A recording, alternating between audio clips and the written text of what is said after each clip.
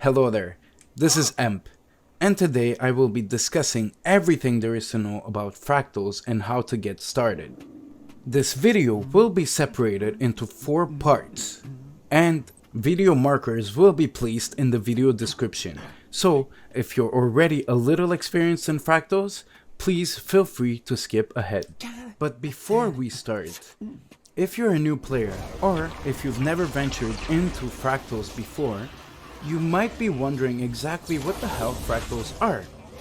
Simply put, fractals are 5-man instances comparable to dungeons where you and your party have to fight and survive your way till the very end. After that, you will have to fight a big bad boss so that you can get some great loot. Now that is mostly why most people do fractals. In only about an hour and a half, you can make up to 50 gold.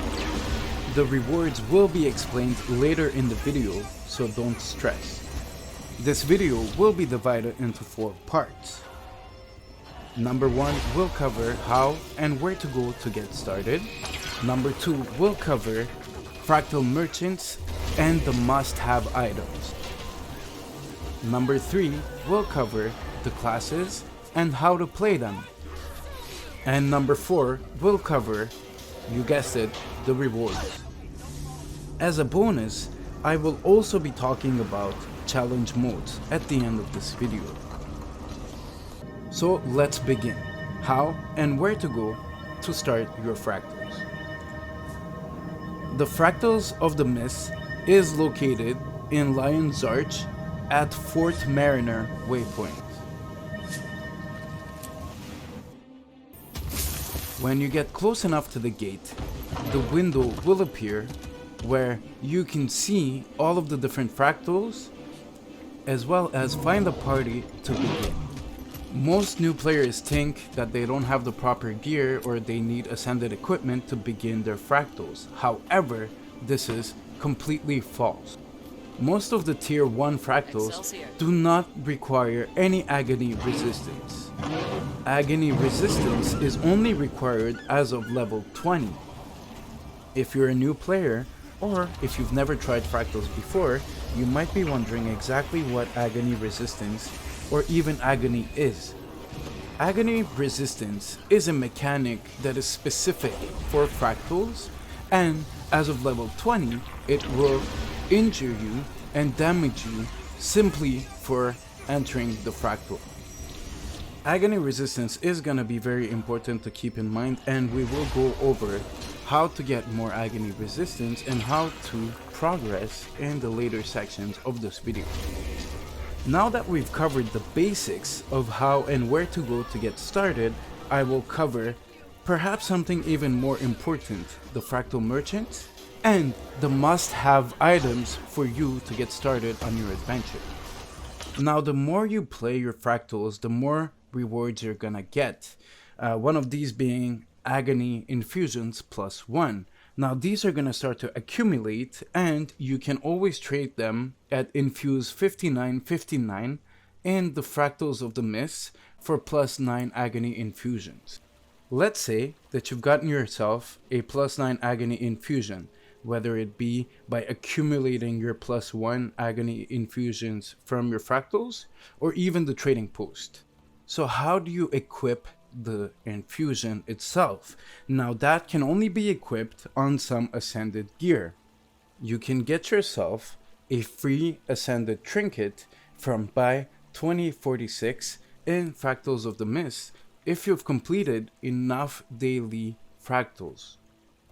You can get it for only 10 pristine fractal relics, which is one of the main currencies in Fractals of the Mist. The other currency is fractal relics, and this can be earned simply by doing any fractal and not simply the dailies.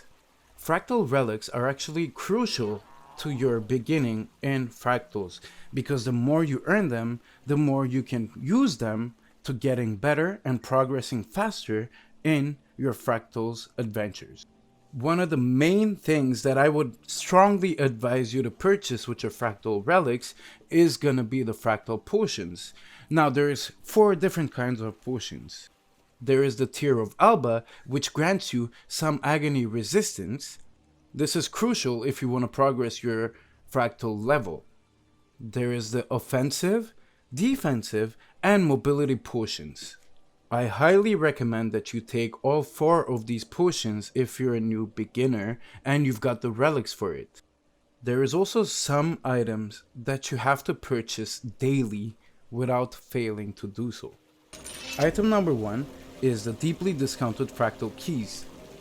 Only purchase 30 a day because after that the price goes up and it is simply not worth it. Farewell. You absolutely need those keys to open the fractal encryptions. The second item requires a lot of fractal relics to purchase. Therefore, it may not be available to you right away.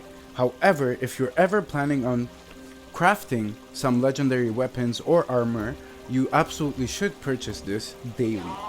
This is one of the rewards of doing your fractals, and it is going to be 2 Mystic Clovers that you can purchase in a day.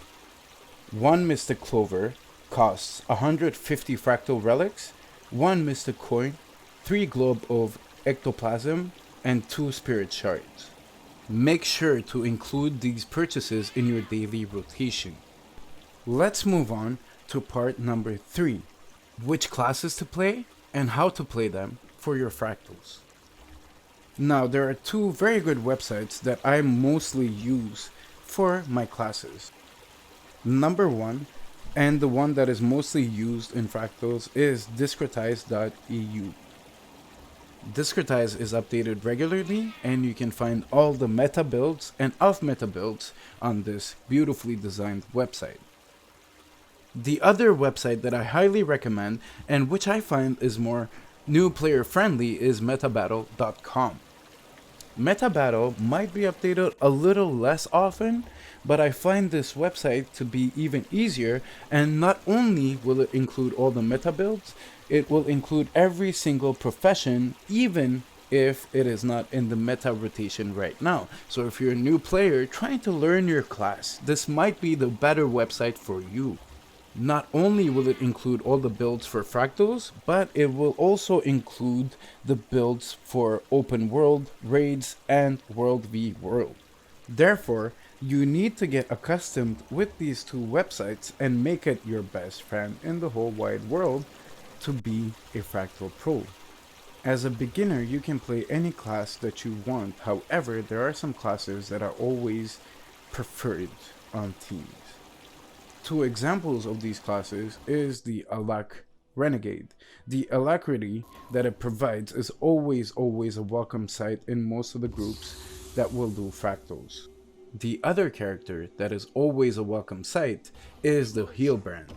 Healbrand is the variation of a firebrand that is mostly focused on healing, providing aegis and stability to the group. If you're not sure what to play, I would highly recommend a Healbrand or an Alacrity Renegade, so that you can always find a party in fractals. Let's move on to the last part, and probably the most exciting for all of the viewers out there, and that is gonna be the rewards. After you finish doing your dailies and recommended, if you're high enough, you're gonna be getting some chests from the fractals. Aside from the chest, you'll also get some fractal encryptions, +1 agony infusions, and if you're lucky, some exotic items.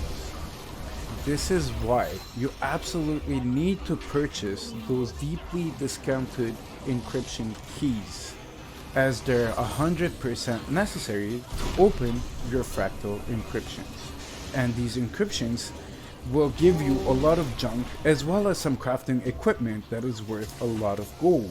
If you do all of your dailies and recommended, you will get up to 30 gold in about an hour and a half, and even more if you choose to do challenge modes. Challenge modes are very difficult, and I will come back to them at the end of this video, so don't need to worry about that right away. I will now demonstrate how much gold and equipment you can get if you do all of your challenge modes, your dailies, as well as your recommended to everyone watching, I just want to remind you that I've already done my challenge modes for the day.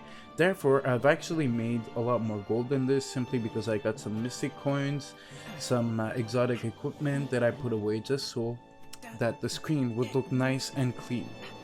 The first chest that I'm gonna open is gonna be the Fractal Initiate chest, which is the tier 1 chest. If you do all of your dailies, you will get 3 chests, and if you do the tier 1 recommended, you will get an extra one for your recommended.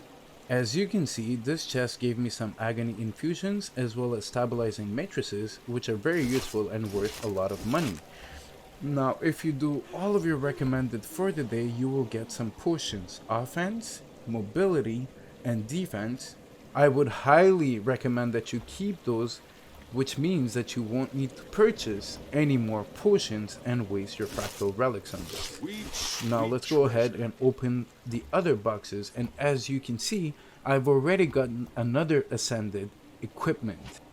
This ascended equipment came from a tier 2 box. Let's go ahead and finish opening all the other chests. Now as you can see, I got a mystic coin, and a mystic coin is actually worth a lot because it is used in legendary weapons and armors. Now let's go ahead and open the rest of these boxes and let's see what else we're gonna get. So we got a globe of ectoplasm, some more potions, some more agony ones. This is great. We also got a ascended salvage piece, which you can use to salvage your ascended equipment if you ever have too many of those, because as you can see, I have way too many. And another thing, when you're doing your fractals, you can also get an ascended chest for equipment. It can be for armor and weapons, so keep that in mind. This is actually very lucrative. Like I've mentioned previously, you should always hang on to your potions. However, if you have too many, you can refund them at this merchant right here for some fractal relics that are going to be useful to you for purchasing other items from other fractal merchants. So let's go ahead and see exactly how much gold I've made today. And this is notwithstanding all of the crafting material and other equipment that we've got. So I start with 125 gold and 27 silver. So let's go and see how much net gold I will make. In only about an hour, I've made 22.93 gold without counting all the other material that I've gotten from my fractals.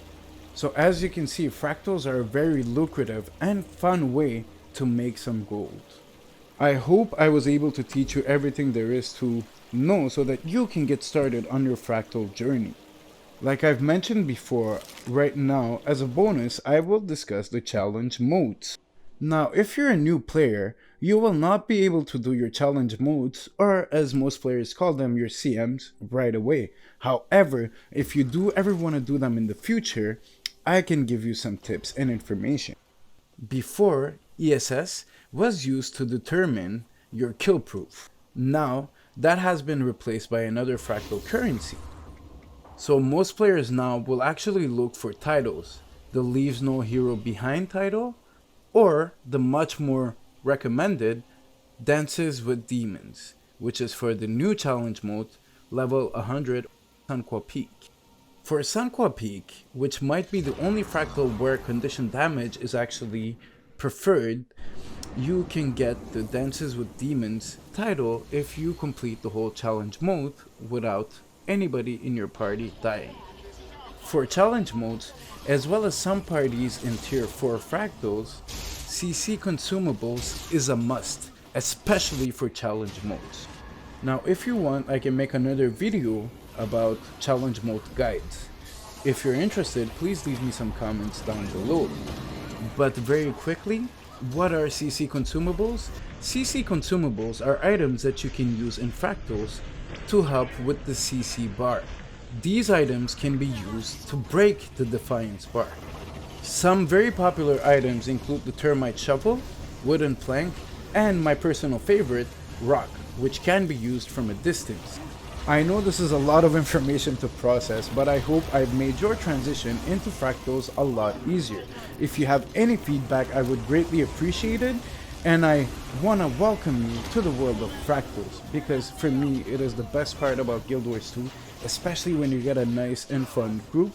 So if you have any feedback whatsoever or any questions, please do not hesitate, and have yourself a wonderful day.